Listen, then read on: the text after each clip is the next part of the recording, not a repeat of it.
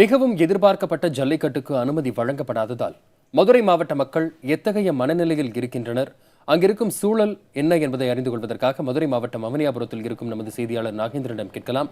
நாகேந்திரன், இந்த ஆண்டும் ஜல்லிக்கட்டு நடைபெறாததால் மதுரை மக்கள் எவ்வளவு சோகமா இருக்கிறாங்க? அவங்களுடைய மனநிலை என்னவா இருக்கு?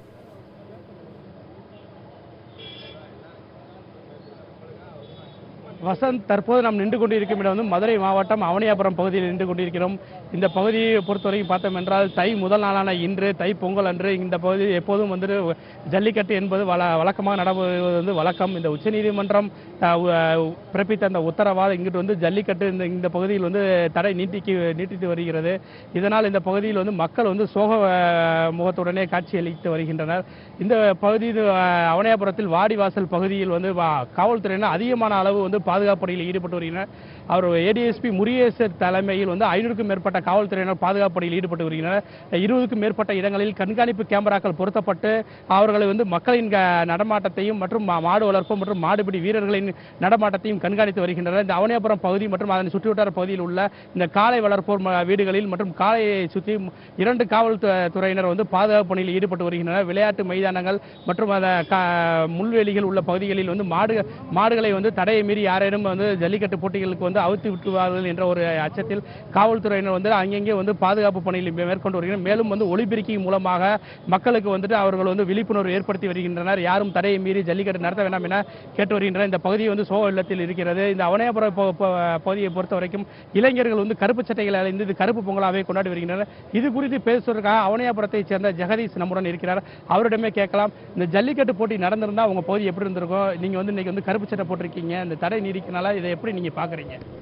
நேரம் ஜல்லிக்கட்டு ஆரம்பித்து எல்லாரும் சந்தோஷமாக அந்த விழாவை பார்த்துட்டு இருப்போம். பொங்கல்னாலே எல்லாரும் கூடி கொண்டாடுற ஒரு அறுவடை திருநாள். ஆனால் இப்போ இருக்க காலகட்டத்தில் சொந்தக்காரங்க வீட்டுக்கே யாரும் போக முடியாத நிலைமையில பொங்கலை காரணம் வச்சு தான் எல்லாருமே சொந்தக்காரங்க இங்கே கூடுவாங்க. எங்கள் ஊர் ஜல்லிக்கட்டு வச்சு தான் எல்லா சொந்தக்காரங்க வீட்டுக்கு வருவாங்க. கடந்த 2 வருஷமாக எந்த வித கொண்டாட்டமும் கிடையாது, கருப்பு பொங்கலாக தான் இருக்கும். இன்றைக்கி கருப்பு சட்டை போட்டிருக்கோம்னா ஜல்லிக்கட்டு நடக்காத ஒரு காரணம். 2வது காரணம் வறட்சி காரணமாக நிறையா விவசாயிகள் தற்கொலை பண்ணிக்கிட்டாங்க, இறந்துட்டாங்கன்ற காரணத்தினால தான் இந்த கருப்பு சட்டை போட்டு கருப்பு பொங்கலாம் நாங்கள் அனுசரிச்சுட்டு இருக்கோம்.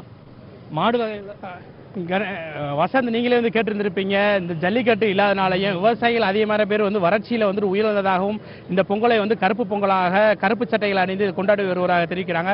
மேலும் இந்த ஜல்லிக்கட்டு தடையால் இந்த பகுதி குறித்து சேர்ந்த சட்டக்கல்லூரி மாணவரான கணேஷ் அவர் நம்முடன் இருக்கிறார். இவர்கள் இந்த ஜல்லிக்கட்டு மீதான தடை நீக்க கோரி பல்வேறு போராட்டங்கள் நடத்தினாங்க. இது குறித்து அவங்கள்ட்ட பேசலாம். நீங்க மாணவர்களா இந்த ஜல்லிக்கட்டு தடை நீக்க சொல்லி பல்வேறு போராட்டங்கள் நடத்தினீங்க. இப்போ இந்த வட்டம் ஜல்லிக்கட்டு நடத்தல, இதை நீங்க எப்படி பாக்குறீங்க?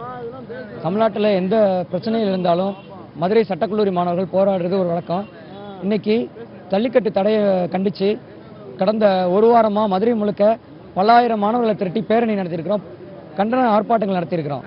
ஆனால் இந்த மத்திய அரசு ஒரு இஸ்ரேல் பாலஸ்தீனத்தை ஒடுக்கிற மாதிரி, இலங்கை ஈழ தமிழர்களை ஒடுக்கிற மாதிரி இந்தியா தமிழர்களை 2ஆம் தர குடிமக்களாக வைக்குது.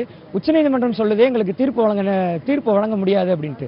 ஏன் பைரவாவுக்கும் கபாலிக்கும் விரைவாக தீர்ப்பு வழங்குற நீதிமன்றங்கள் தமிழர் உரிமையான இந்த ஜல்லிக்கட்டு பிரச்சனையில் விரைவாக தீர்ப்பு வழங்கக்கூடாதா? இந்த பொங்கல் விவசாயிகள் தற்கொலையினாலையும் ஜல்லிக்கட்டு நடக்காதனாலையும் மக்களிடையே கடுமையான ஒரு கொந்தளிப்பை ஏற்படுத்தியிருக்குது. மாணவர் போராட்டம் என்னைக்கு வீண் போகாது. ஈழம் உள்ளிட்ட அத்தனை பிரச்சனைகளும் மத்திய அரசு எங்களுக்கு எதிராக செயல்பட்டுக்கிட்டு இருக்குது.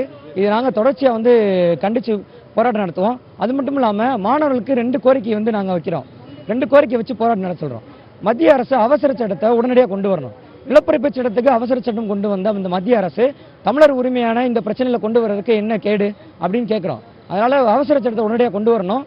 அதே போல் மாநில அரசு உரிமையை பறிக்கிற விதமாக இந்திய அரசியலமைப்பு சட்டம் பிரிவு 356 படி மத்திய அரசு மாநில அரசை மிரட்டி பணிய வைக்க பார்க்குது. அந்த பிரிவை உடனடியாக நீக்கணும்னு சொல்லியும் நாங்கள் மாணவர்கள்ட்ட கோரிக்கை வைக்கிறோம். தடையை மீறி ஜல்லிக்கட்டு சில இடங்கள் நடந்து வருது. அதை ஆதரித்து மாணவர்கள் நாங்களும் அவங்களுக்கு ஆதரவு தெரிவிக்கிறோமா இங்கே கூடியிருக்கிறோம். வசந்த், நீங்களே கேட்டிருக்கலாம், இந்த சட்டக்கல்லூரி மாணவர் கணேஷ் அவர் தெரிவிக்கும் போது மாணவர்கள் இந்த ஜல்லிக்கட்டு மீதான தடை நீக்க சொல்லி பல்வேறு போராட்டங்களை நடத்தியதாகவும், ஆனால் மாணவர்களோட போராட்டம் என்றும் வீண் போகாது, தொடர்ந்து நாங்கள் இந்த ஜல்லிக்கட்டு தடையை நீக்க போராடி வருவோம் என தெரிவிச்சிருக்காங்க. வசந்த்.